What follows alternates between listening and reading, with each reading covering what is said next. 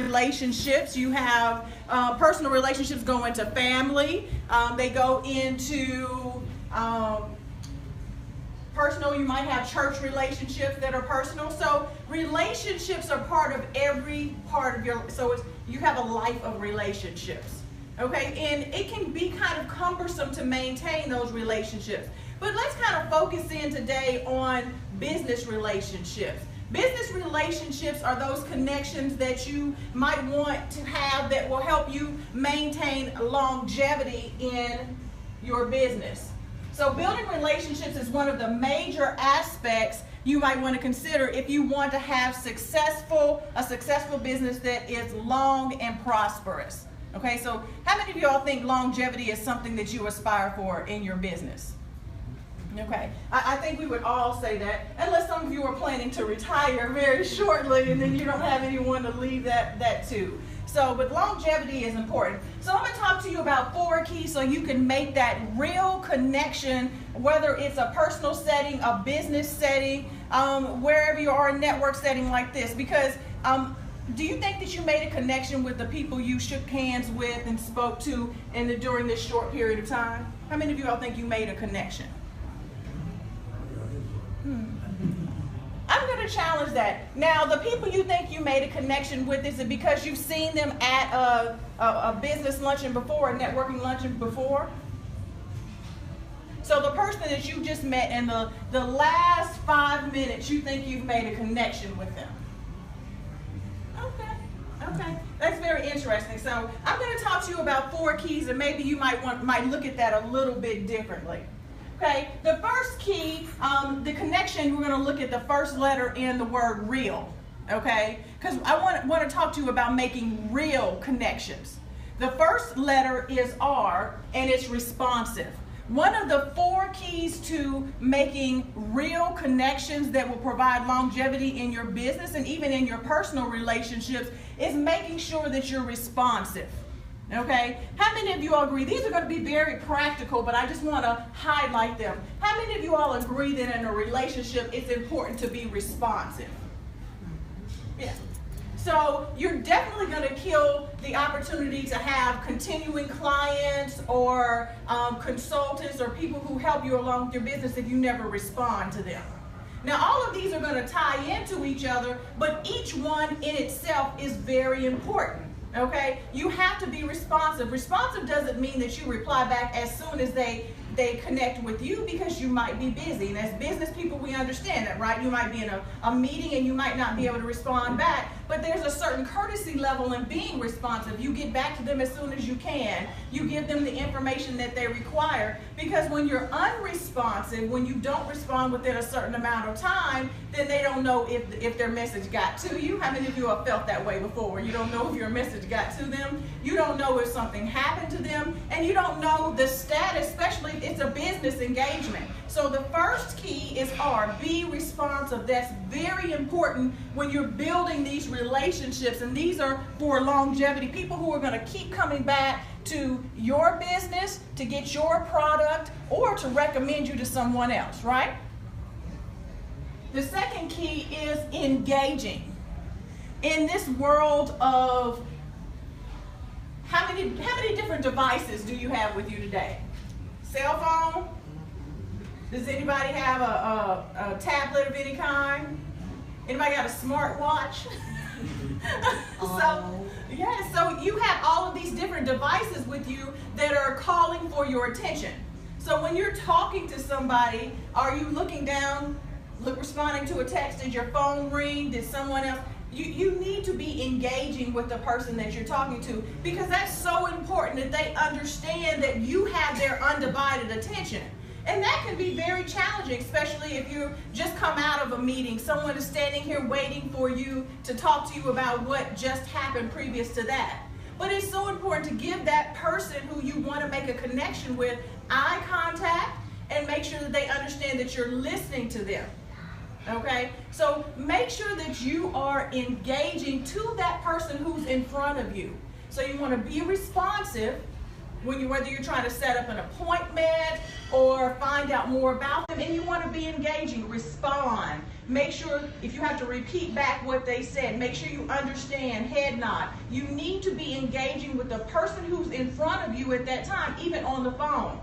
If there's noise in the background, you need to apologize for that sometimes, or say, yes, I can hear you, because people get confused with all this stuff going on. Is that person talking to you, especially if you're in an office environment, right? They're like, are they listening to me, or someone else have their attention over there? So we have to make efforts to not only be responsive, but to be engaging with them, to make sure that they know, whether you're on the phone or in front of them, that no one else has your attention. Because they're going to remember that's part of your personal care or your treatment for them, right? When they know that when you were with them, in front of them, you were engaged with what they were saying, and that makes an impression on somebody in this ever busy world, correct? The third key is be authentic. And sometimes this is a hard word for people. Can someone tell me what they think being authentic means? Be yourself. Be yourself. Okay. How many of you all think you know yourself pretty well? Yeah, pretty well. Yeah, it can be confusing sometimes. Certain transitions in life, I don't know. But anybody, you have another definition for authentic? Genuine. Genuine? I like that word too. And do you think people can tell when you're being fake? Yep. Sometimes they can. They can tell when. Do you think people can tell when you're just telling them what they want to hear? Maybe to get the sale or to get the business? Sometimes they can. You know, sometimes people don't know.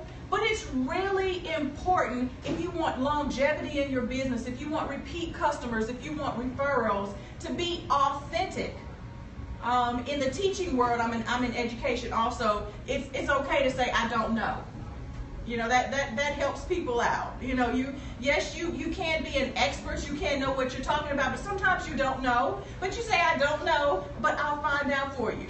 And that's part of being human. That's part of being authentic. You don't have to be a know-it-all in your area of expertise or in your business. And you don't always have to be going for the sale or going to get the business. There's a personal connection that you make with people as far as relationship building that shows your authenticity. It shows that you care regardless of whether or not they use you or not. Because guess what? Like these business luncheons, it's about who can I refer you to. And if you make that connection with them, if you focus on relationship building, you never know where that will lead. It might not be that person who will give you the business, but they'll give you the referral. And maybe in the future, if they need you in the future, they'll come back to you because what? You were responsive, you were authentic, and you were engaging with them. Is everybody with me? And my fourth key, and then we're done, is listen. And you might say, I listen. But hearing and listening are two different things. Some people have thought about this, some people have not. I hear some music over there, but I'm not listening to it. You can hear what other people are saying all the time, but you might not listen to them. I didn't put the definition up because we're only talking for 10 minutes, but you can look it up. There's a clear definition between the two. When you're listening to somebody, you're doing those first three things. Okay? You're engaging them. You're paying attention to them. You're being responsive. When you're listening, you not only hear them, but you're understanding what they're saying. You're going back and forth with them. All of this is part of relationship building and making a connection with that person when they're in front of you. It's acknowledging that person for who they are and not necessarily just as a prospect or someone who you think might be able to make you some money. So if you want to have longevity in your business, you have to concentrate on relationship building. And relationship building will allow you to make that business connection that will reap rewards across all areas of your life. It might not be today, it might not be next week, but you never know when you are responsive, when you are engaging, when you're listening. And I forgot my first key. Responsive, engaging, authentic, and you listen, then you have a good chance in the future So to make that real connection, I want to close out with, how do you all know Stephen Covey? Yeah, you got to know him. He says the most important ingredient we put into any relationship is not what we say or what we do, but what we are, that authenticity. And if our words and our actions come from superficial human relation techniques, the personality ethic, rather than from our own inner core, the character ethic, others will sense the duplicity. We simply won't be able to create and sustain the foundation necessary for effective interdependence. And so at some point in your business, whatever you're offering, whether it's you or a product or just what you can do, there's going to be some type of interdependence.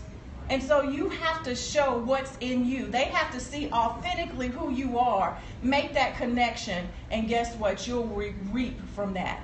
So relationship building is the key, and I hope these 4 keys help you. And make sure that you know that there's relationship building in every process and in every business. Thank you. Awesome.